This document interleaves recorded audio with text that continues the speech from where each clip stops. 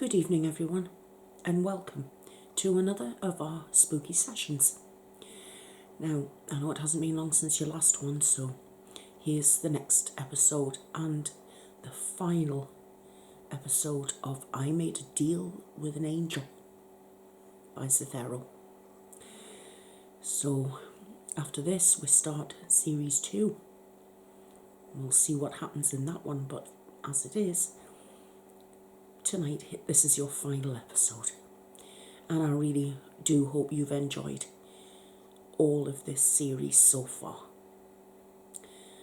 Now, tonight I have a short story for you. It's yours to decide whether it's ghostly or not. But it's a short story and it's called Dead Air. And then I'll lead straight on to your final episode of I Made a Deal with an Angel. So without further ado, please sit back, relax, as I begin with your short story and it's called Dead Air. And I really do hope that you enjoy it.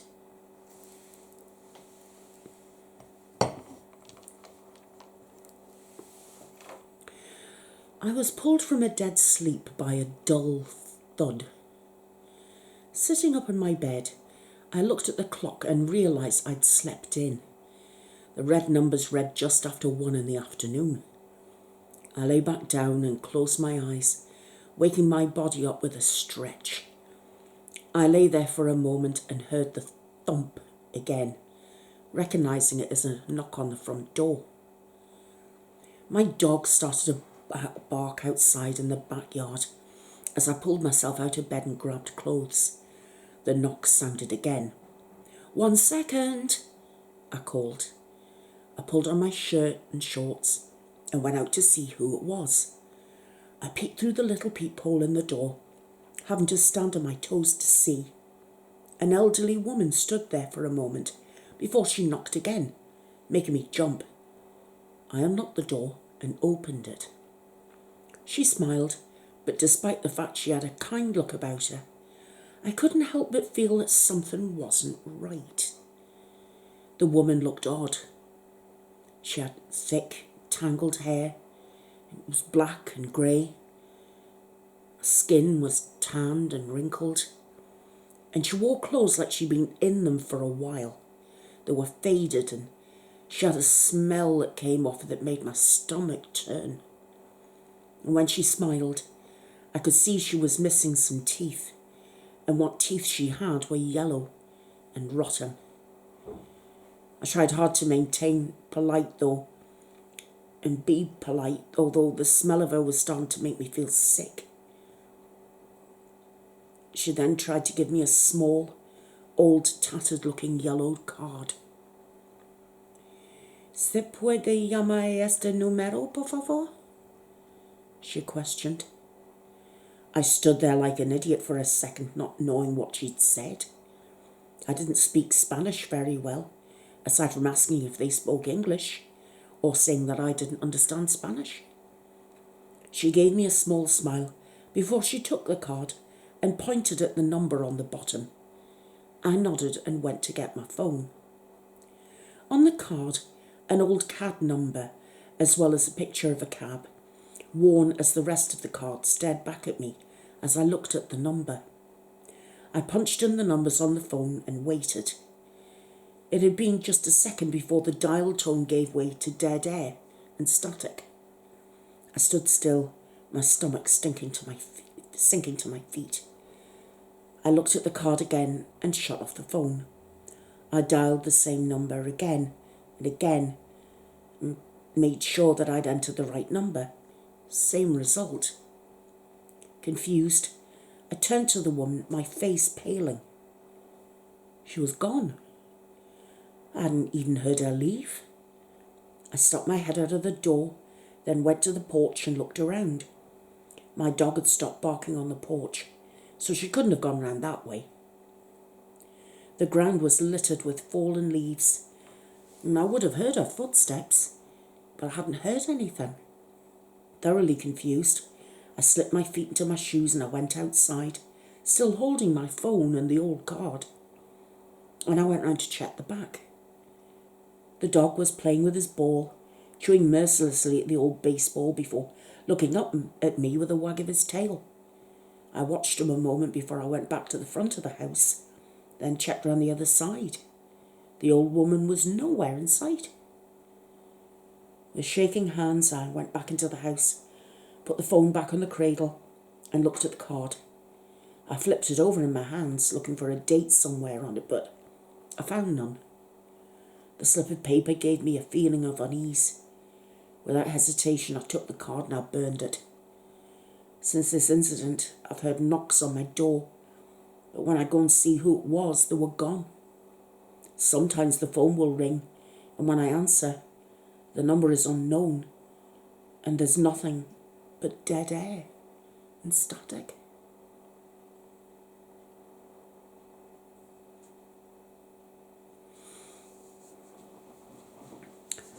Oh, that made me shiver a little. How about you? What do you think that was? Ghost of an old woman trying to ring for a cab? It probably smelt quite, is it of death, according to the writer. But it definitely gave me a shiver. Hearing knocks is one thing, but when the phone rings and there's only dead air, it's not good, is it? Let me know what you think about that one in the comments. So, we've had that one. Now, I am now going on to read episode 12 of I Made a Deal with an Angel. So I hope you are still sitting back and being relaxed. I do hope so, after that last shiver. And I'll leave Sarah to pick up the story. So here we go.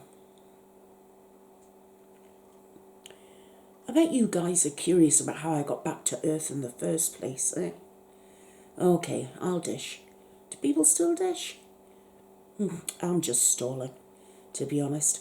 I don't want to kill you all. I like you guys. So I'll tell you what happened next. Asmodai growls. He'd heard the call of Amunda. The fool. He's not strong enough to summon me. A green light suddenly surrounds me, and I look around confused as I see runes lighting up at my feet. Asmodai? Asmodai's still looking out the window. His spell won't likely work. Lucifer's going to truly destroy him if he beats off more than he can chew. I shout, Asmodai! The green light is all around me and growing and blinding. Asmodai turns to me just before my vision is cut off. No! No, anyone but you! Get away, Sarah! I try to move, but I can't escape the light that's all around me. I try to get down to the ground and mess with the glowing runes that are under me, but they won't move. Come forth, Lord of Wrath. I hear the voice of Amunda shout. The last thing I see is Asmodai's hands reaching into the light before they fade away.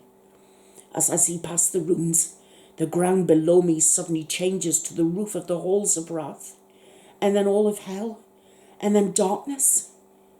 And through it all, I can hear Asmodai screaming for me. All the while it feels like I'm speeding towards the top at breakneck speed.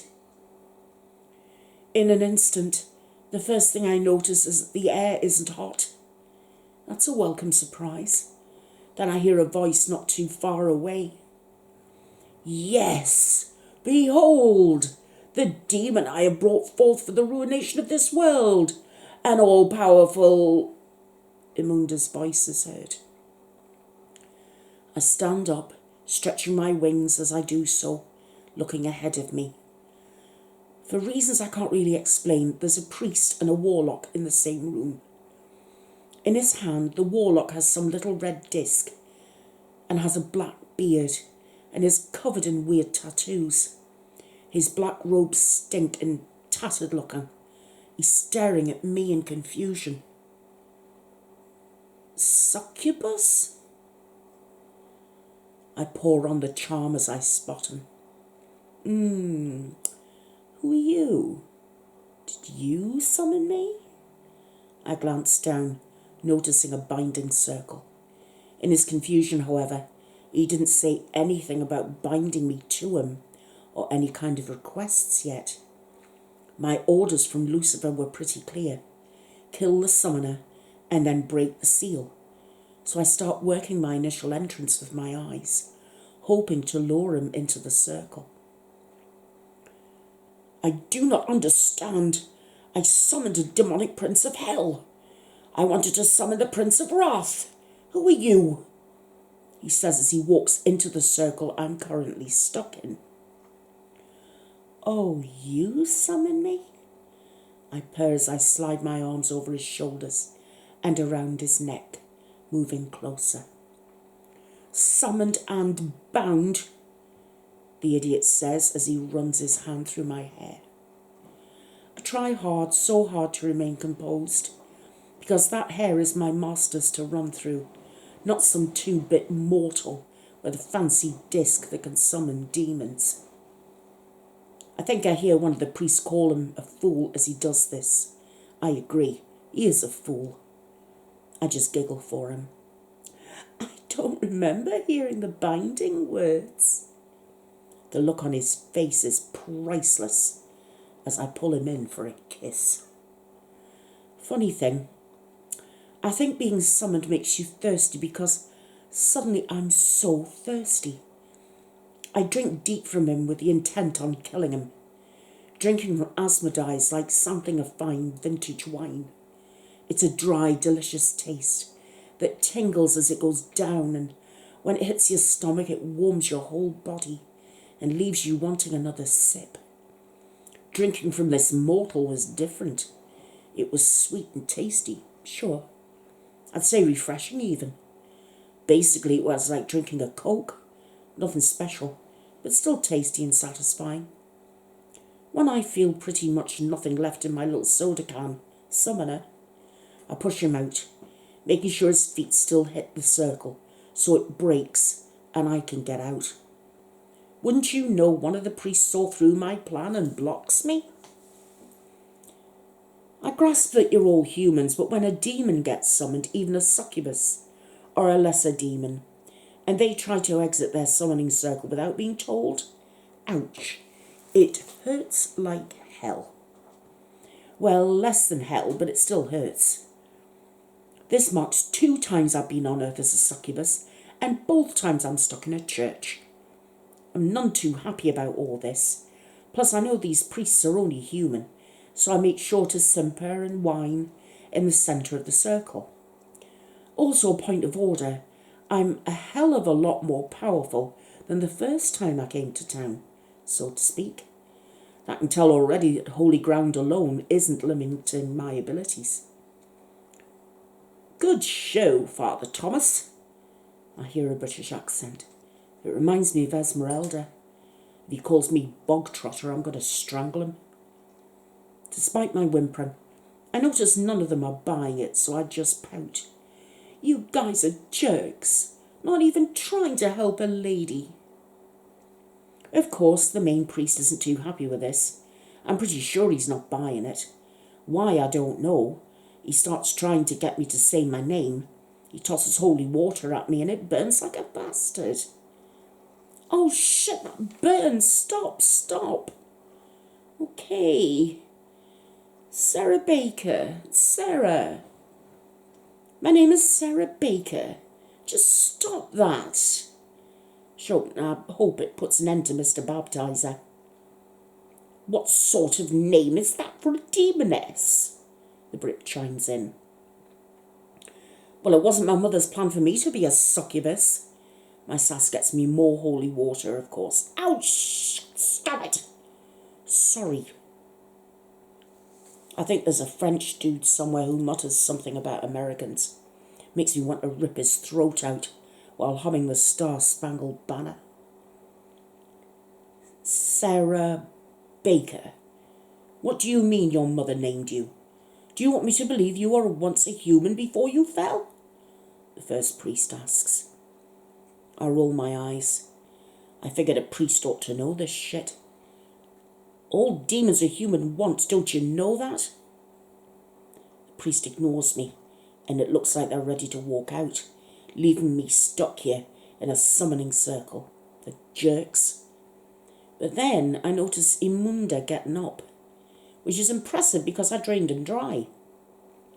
At first he looks pretty worse for the wear, but then the guy starts looking younger. I was mistaken. He's got something in his hand. I'm not sure what it is, but it's glowing red. The whore should have killed me. Now I will bind her, but first to burn you, priest, to ashes. Imunda threatens. Okay, I'm on board if he can manage it. Maybe then he'll make the same mistake twice and I can escape the circle. Imunda points his glowing disc at the main priest and shouts out, Habarim, fire! I roll my eyes. That's probably the weakest fire spell in heaven. Hell, sorry. Listen, as a demon, you eventually meddle in magic and such. It's pretty basic if you're already what they call an ethereal being. As a mortal, you're supposed to call upon fire spirits and such. But when you're a demon, you basically are a fire spirit. Nonetheless, this dude just whipped out Hell's fire starter spell that I might like to use a cigarette. I had to suppress a laugh because the main priest not only isn't fazed by it, it seems to have heated up his cross to the point where he can brand Imunda with it. I don't want to give myself away, however, so I was quiet while the priest did his thing to Imunda. When the priest is done with putting out the world's worst summoner's campfire, he looks to me, and the next few minutes are all bind our hands and don't look her in the eyes and all the other nonsense that experienced people would expect. I'm expecting to be hurled into a fire soon and sent back to hell. Honestly, I'm looking forward to it. I really am. Instead, they pop me into an interrogation room. I've no idea what they're going for here, but the entire time I'm looking for a way out. The priest from earlier walks in, got brown hair, kind of middle-aged guy, brown eyes. I try to normal my little tricks on him, but he doesn't even glance at me. I'm a bit surprised, but then, hang on, is that Kyra Nisa? Did she get summoned too? She's clearly in disguise because she's dressed as a nun. So I tried to see if she'll work with me. Please, sweetie, you gotta help me, I say, pleading. The priest interrupts me before she can respond. I'm Father Edward Thomas. That's when it hits me as I look him over and look at the woman who Kyra Nisa is impersonating. I can still feel desire for me from her, but I feel nothing at all from him, which of course means that he's not attracted to me at all. Oh, what the hell? They're making you people priests? I never heard of a queer priest, but I guess it's 2018, so whatever, right?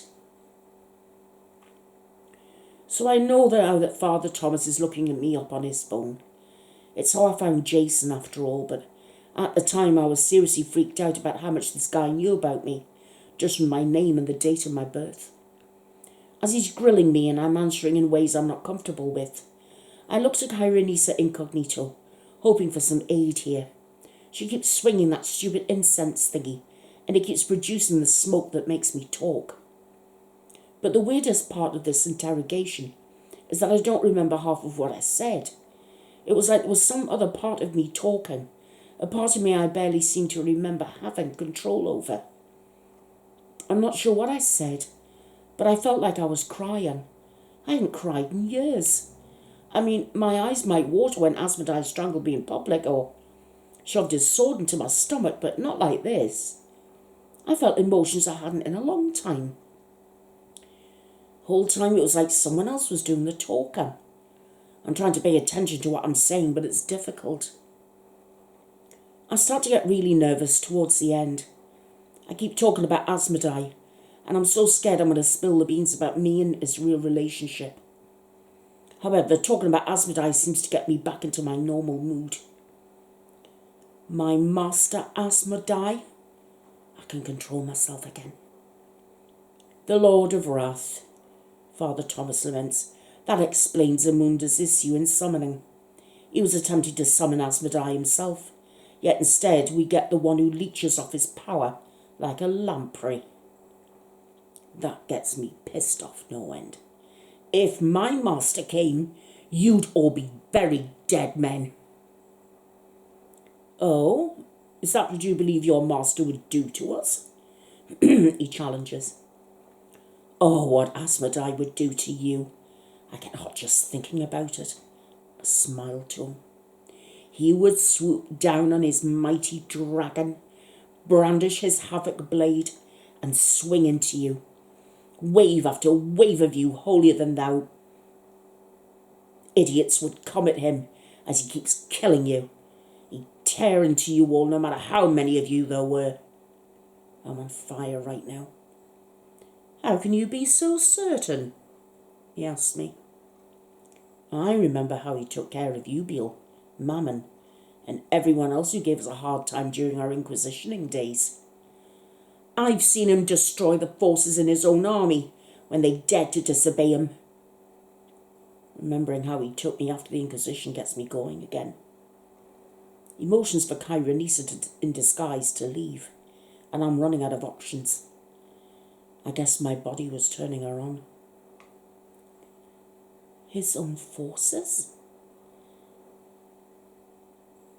I'm not sure there are that many. We could have much more, yes? Father Thomas must be an idiot. But I get that faraway feeling again, so I start talking about Asmodai again.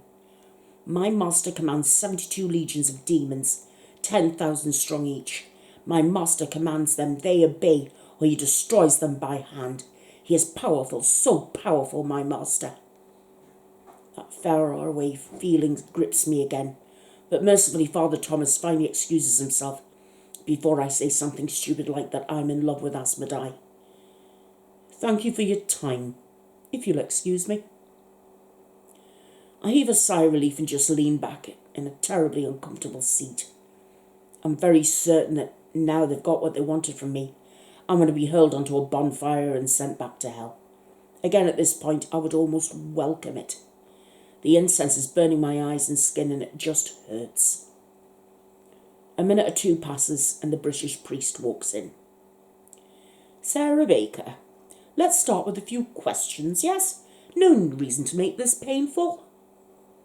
Painful? That's an understatement, but this guy is straight. Maybe I can influence him.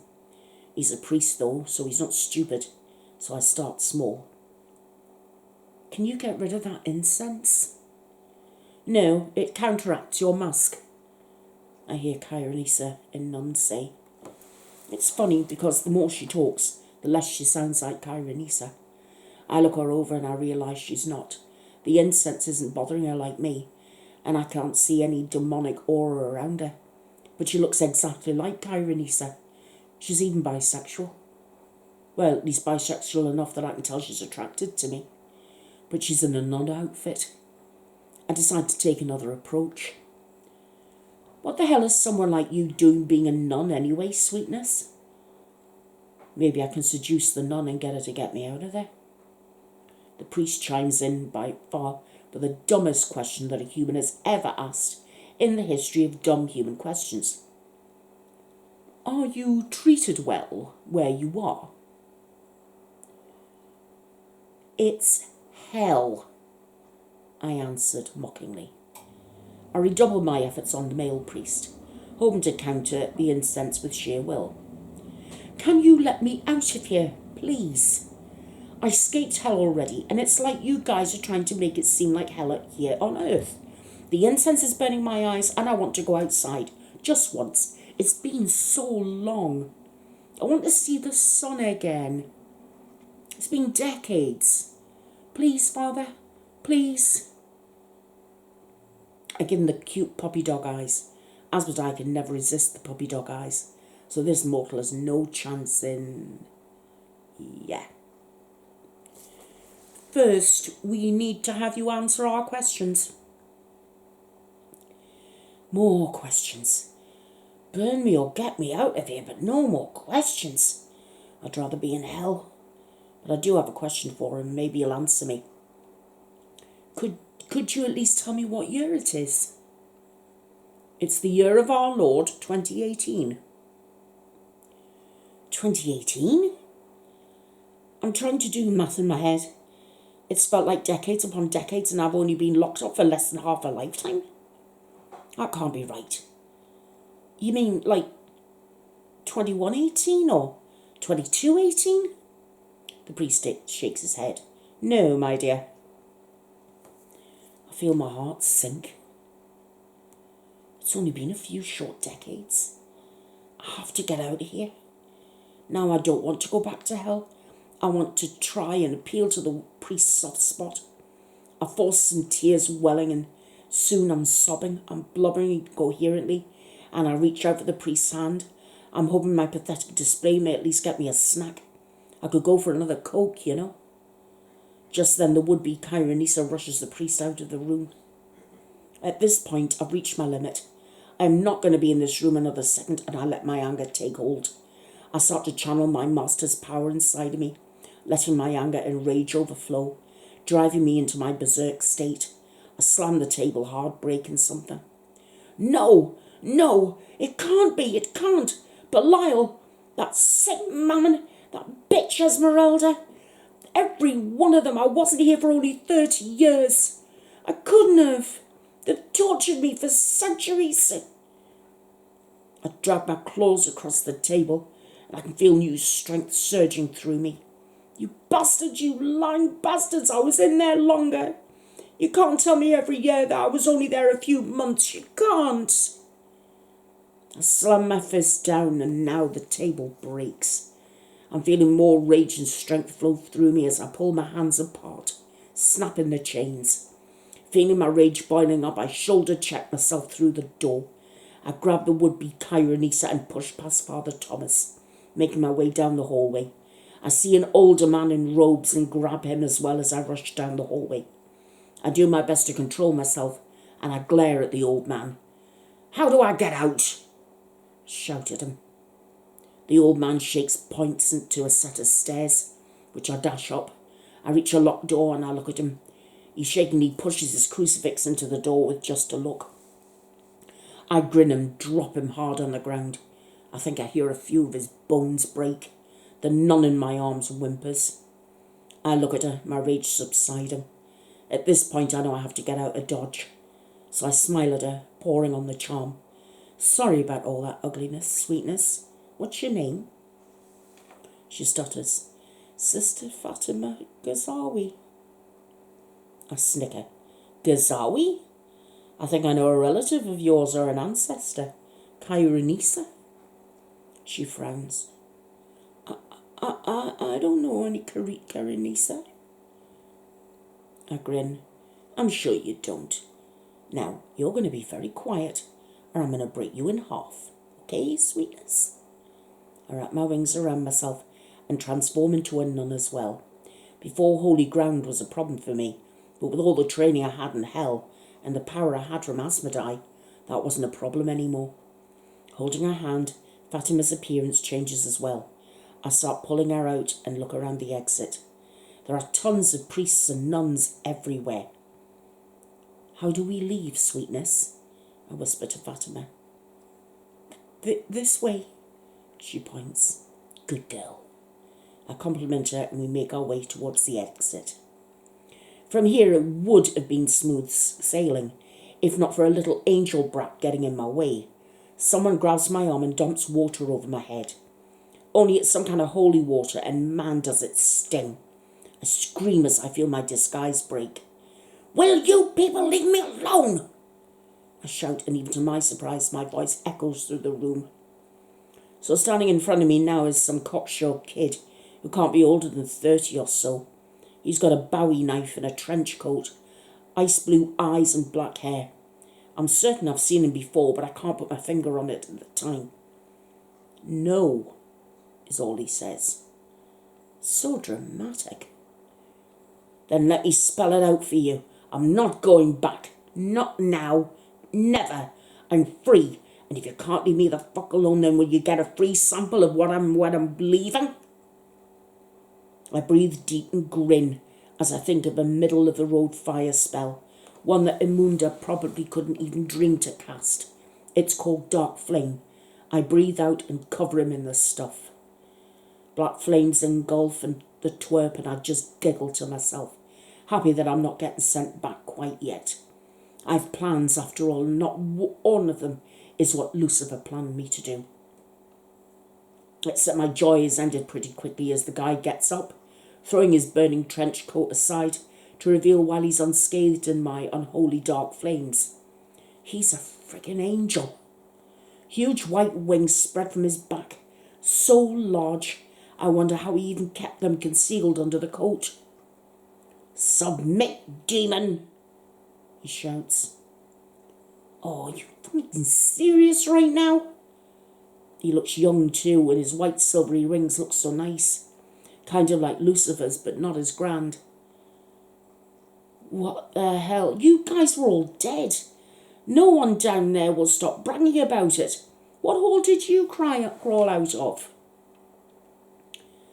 "I liked that coat, demon. I will make a new one out of your wings," he taunts me. He's just so over the top. I kind of like him, you know.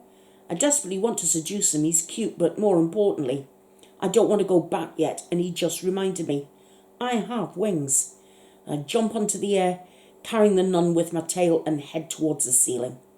"Release the woman!" the angel shouts to me as he takes to the air after me. I get to the ceiling and land, both hooves clicking on it, as I hold myself to it, using another neat trick I picked up in hell. I grin at him as I stomp on the concrete ceiling. "Sorry, choir boy, she's my snack for the trip." I give another good stomp. "You're lucky, caroller. If they'd summon me wearing my armour, I'd rip your damn arms off. Instead, I give one hard last push as I feel the ceiling give way. "I'll just use your own compassion." I watch as the angel rushes down to protect people below, and then I crawl out of the new hole I made in the ceiling. I look to Fatima and smile. "Hold on, sweetness, we're going for a ride." I slid down a domed roof of sorts, with the sister clutching me tightly. Once we land, we'd disguise ourselves again to look like nuns. "So get me to the airport now. We need to take a little trip to Boston." Fatima shakes her head. "No, I will not help you." I sigh and kiss her deeply. Not a draining kiss, of course, and wait for her to kiss back. Fatima moved towards me and I break the kiss, wanting more. My fingers go to her lips. They remind me so much of Kaironisa. "Not yet, sweetness. Right now, you're going to get me on a plane, okay?" She leads me out of a few buildings and down several streets. All of the buildings are of large marble and feature huge columns. "Sweetness, where are we?" I ask. "Vatican City, love," she says dreamily. "Isn't it beautiful?" I nod. "Very pretty." I see her tapping on a small flat piece of glass for some reason. "What the hell is that?" "My phone?" she asks, showing an image of a small car on it. "That's a phone?" She nods. "Well, where do you plug it in?" "In the outlet to charge at night," she says, still in a trance. We're now standing near the street and I glance around, wondering what we're waiting for. "Why did we stop, sweetness?" Fatima turns to me. "I called an Uber." "An Ubiel?" I say, raising an eyebrow. She shakes her head. "No, an Uber." Suddenly a car comes up to us and Fatima checks her phone and walks towards it. I follow her. As we get into the car, she looks to the driver. Aeroporto di Fiumemoncino? Sì, sì, nessun problema, sorella, the driver says. I don't speak Italian. I turn to Fatima as we sit in the back.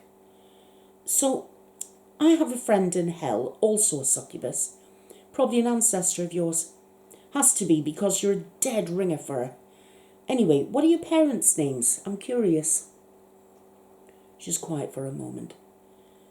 I have no parents, love. You don't have parents? I disowned them. They wished me to marry a man and be one of his wives. So I left and joined a nunnery. I laughed. Well, damn, girl, way to go. Thank you, love, can I? Oh, sure, I'm feeling hungry, but I still need you, so just a sip, okay? I kiss her again, sipping her essence, but not too much. It's funny, she tastes more like a seltzer than a Coke. By the time we get to the airport and Fatima buys our tickets, we're off waiting on a flight for a few hours. This is about when I realise we are both hungry. We stop to eat, and even as I watch her eating a gyro of some kind, I'm still hungry, but not for the food she's eaten. I think to myself about now, for the most part, I haven't eaten food in decades. Even now, with it right in front of me, I've no real desire for it. The smell doesn't make my mouth water. The image of it really doesn't entice at all. However, what does look absolutely delicious is the young man sitting across from us who keeps giving me looks.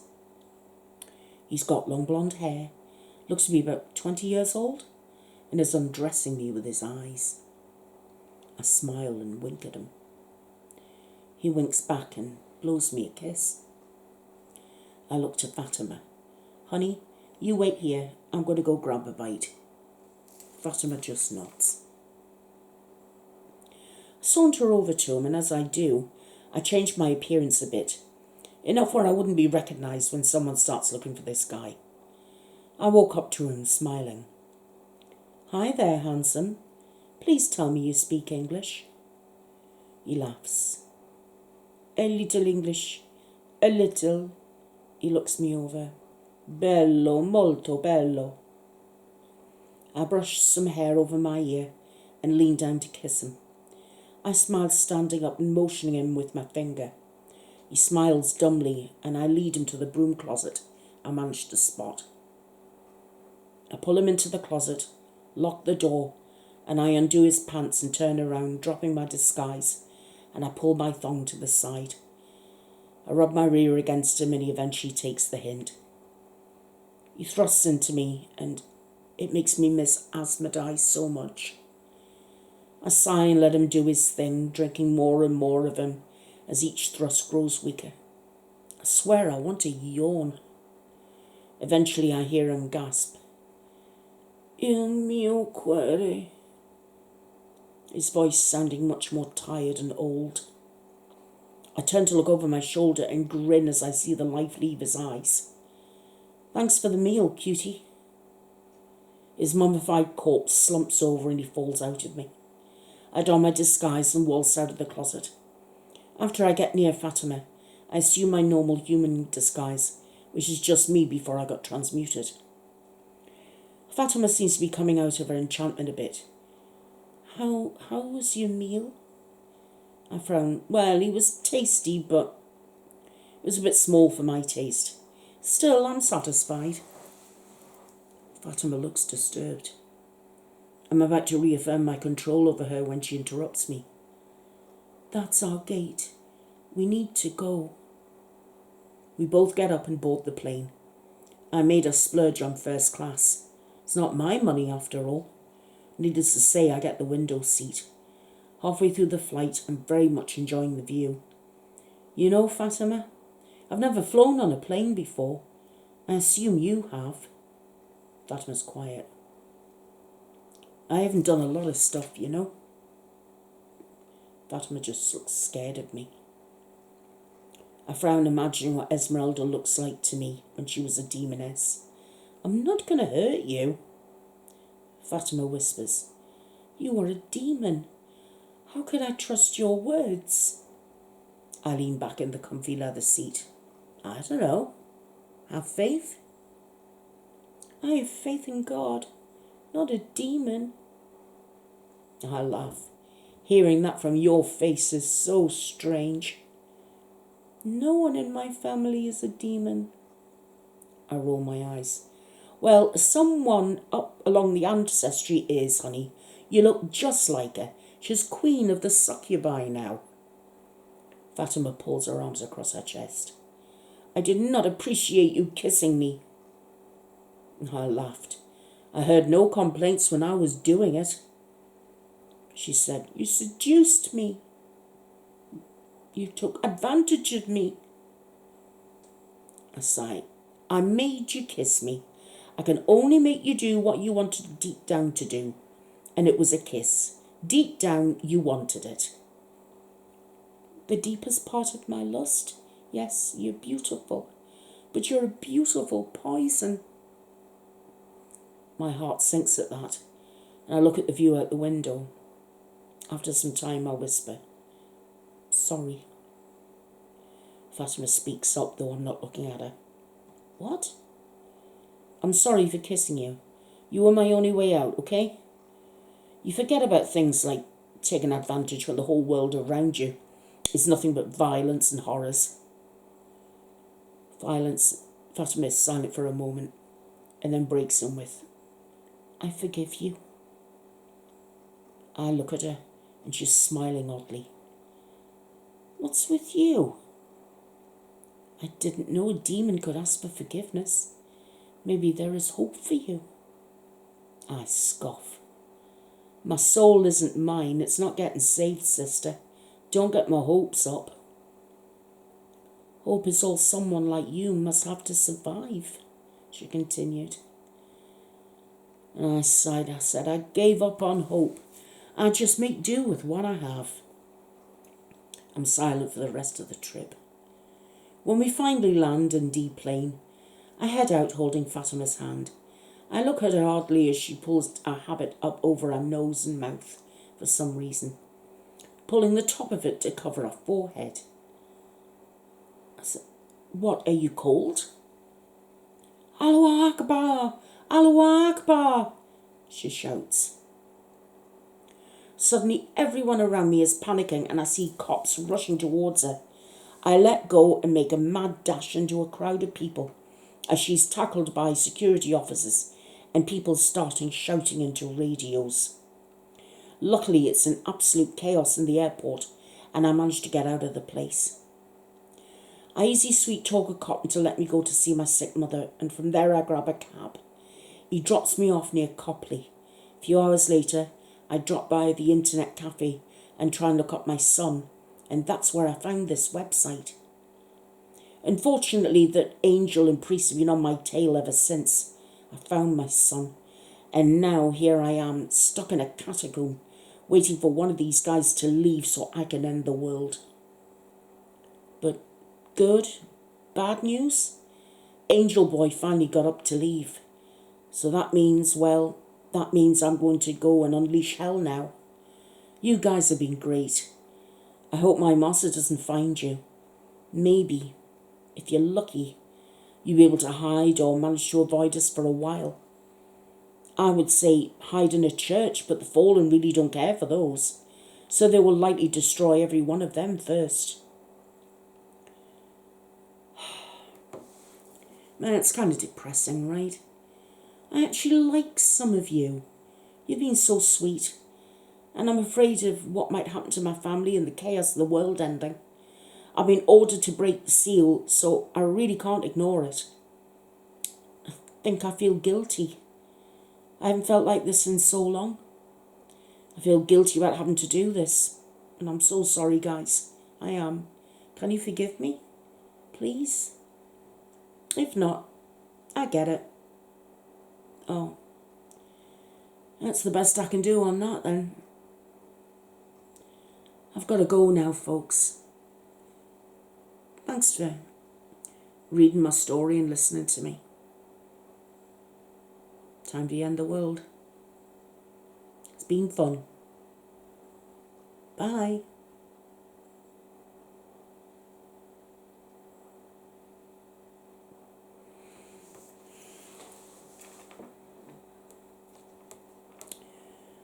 So that, my friends, was the end of I Made a Deal with an Angel. And it's now a case of trying to remember where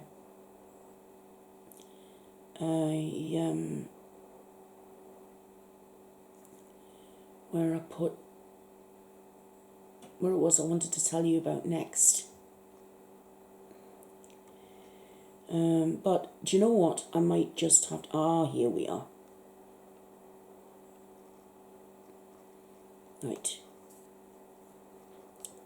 I knew I'd find it somewhere. Sorry for letting me bear in with you. Right. So we've had I Made a Deal with an Angel. Okay.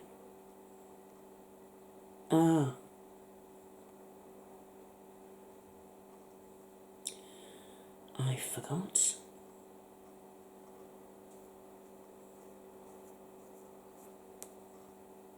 Right. That's it.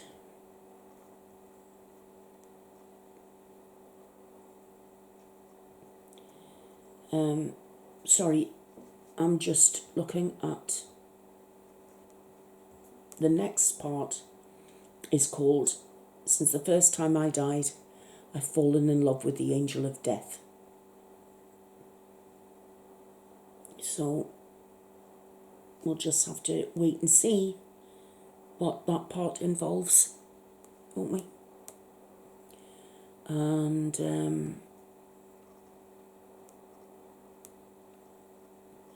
And then I shall read those to you.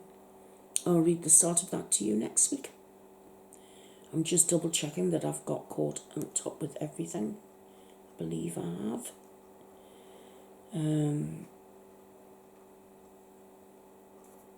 Anyway, so what did you think of that? Did you enjoy that? We've managed to get through that whole series about what happened with Sarah. Now, we'll either pick up with her again in the next series, or we could start with a whole new character.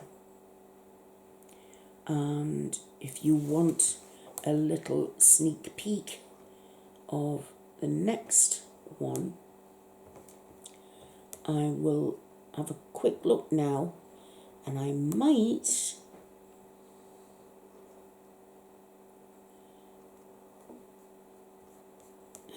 right, let me have a look.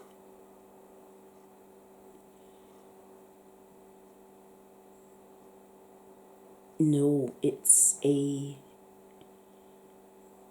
new one. It's a whole new character.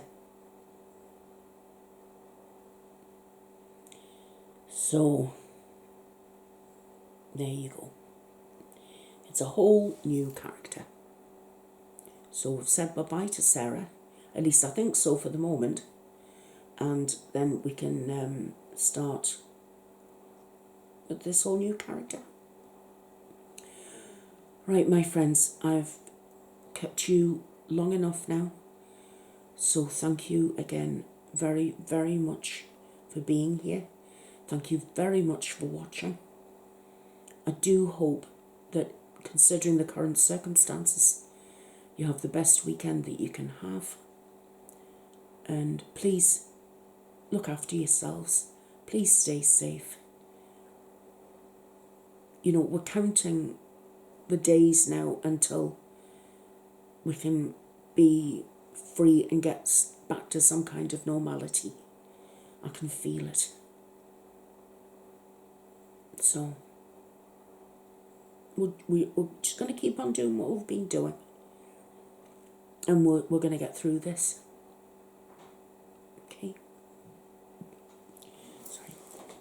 So I'm going to love you and leave you and say thank you again and wish you a very good night, and I will see you again very, very soon.